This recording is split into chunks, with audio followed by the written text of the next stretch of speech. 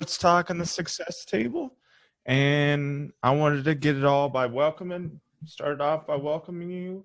And let's get it rolling with, how did you get involved with football as a kid?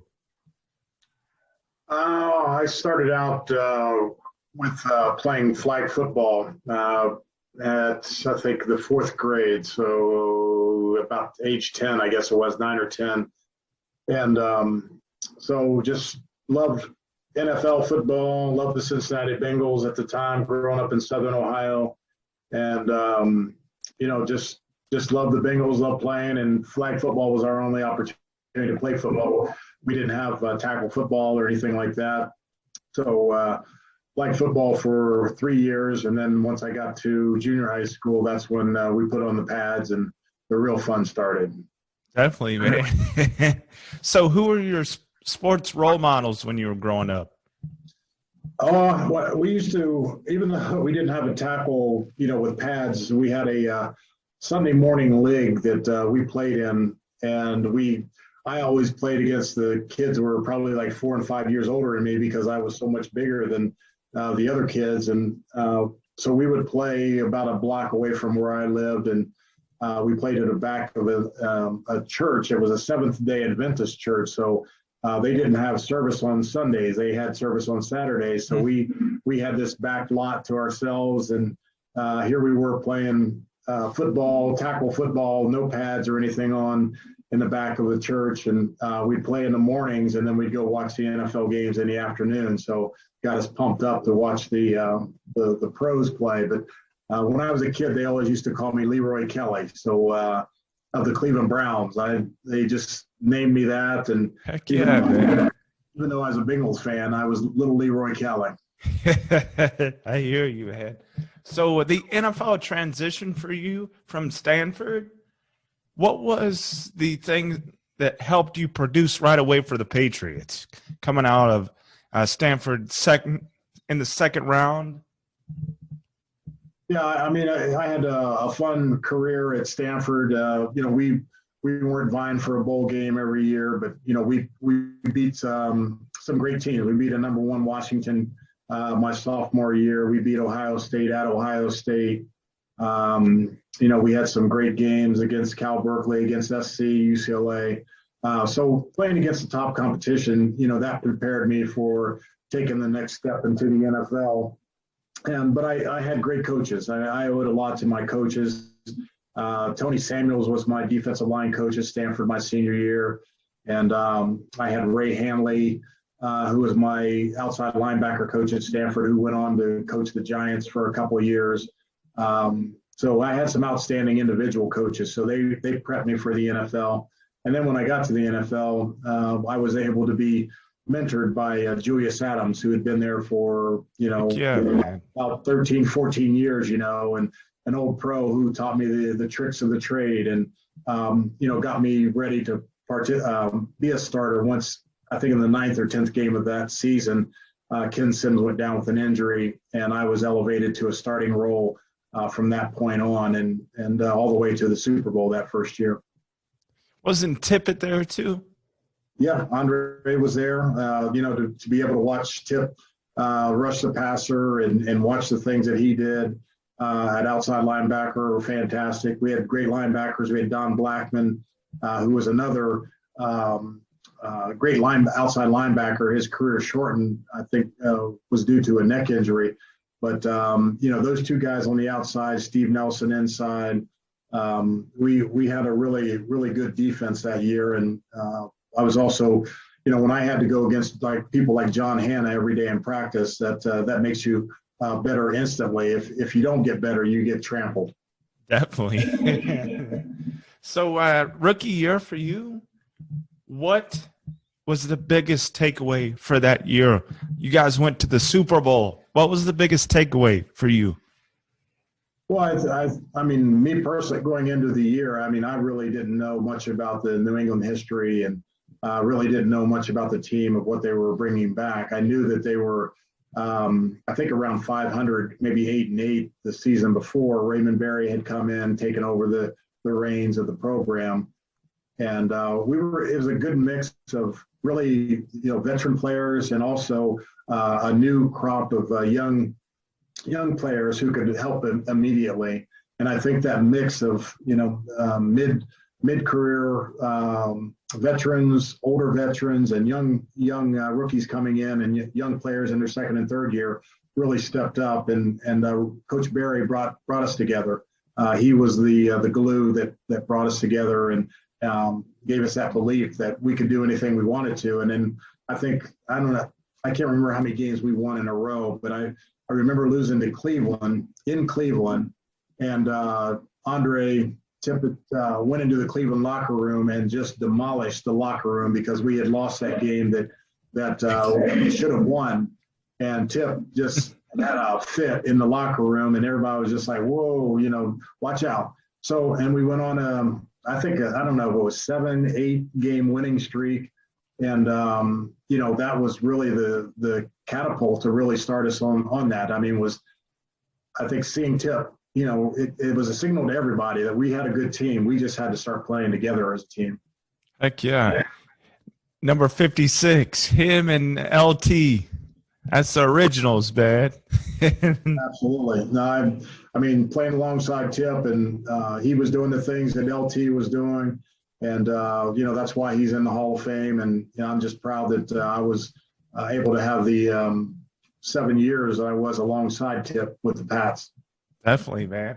So life after football for you, how have you applied the trials and tribulations of the game of football to your personal life? Well, I mean, it's a great thing. I love the game of football, but, football wasn't the only thing in my life. I mean, when I left the field, it was like I had other interests that I wanted to pursue and, try to get away from it and try to separate it. But it's, it's a great game. And I've used what I've learned in football about discipline, respect, hard work, all those words that you think of when you think of football, and apply them to life. And you have to, if you want something, you really have to work for it. And that's really what I've tried to maintain throughout of anything that I've done, whether it's collegiate athletics or recreation director or law school, whatever it is, that I went full force and did the best of my ability. Definitely. Well, my next two questions for you, Garin, are brought to you by B&D Sports Media. How can the Patriots regain their dominance in the AFC? They do, what they've done all along. They know how to get the best out of the people that they bring to the organization. And, Tom Brady, everybody knows what he brought to the Patriots. And I think Mac can bring the team back to glory. And you just need a surrounding cast. And Tom had a great surrounding cast. So, I have every bit of confidence that they'll be back challenging for Super Bowls in the years to come. And they're going to continue to find those players that fit their role and go out there and play the game like it's supposed to be, and hit people in the mouth when you have to, and use some trickeration when you have to. Definitely. So with the off season upon us, what do you think they need as a team? And I'll give you my opinion after you. Yeah. Well, I mean, I've always wanted to see the Pats have that, if they could ever get a Derrick Henry type running back, but that is, it's always, I've wondered, they just haven't had that dominating back, but I'd love to see them get a running attack or somebody, they've got a good offensive line.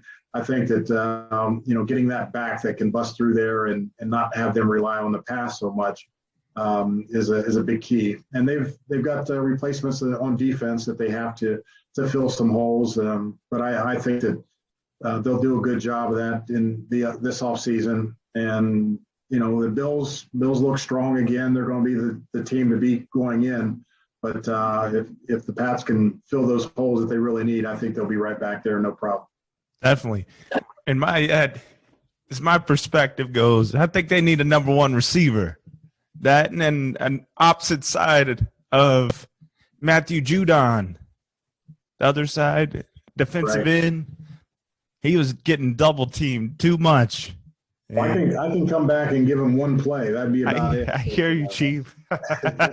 Hey, Bill needs to sign you up for the coaching staff. Yeah, no, that coaching biz. That's you've got to be 100% into that. I give coaches a lot of credit. You've got to love the game, and I'll be the first to admit I don't love the game that much to be a coach. I hear you, man. So the Super Bowl is right around the corner next Sunday. Rams versus Bengals. Who do you have winning it? Oh, man.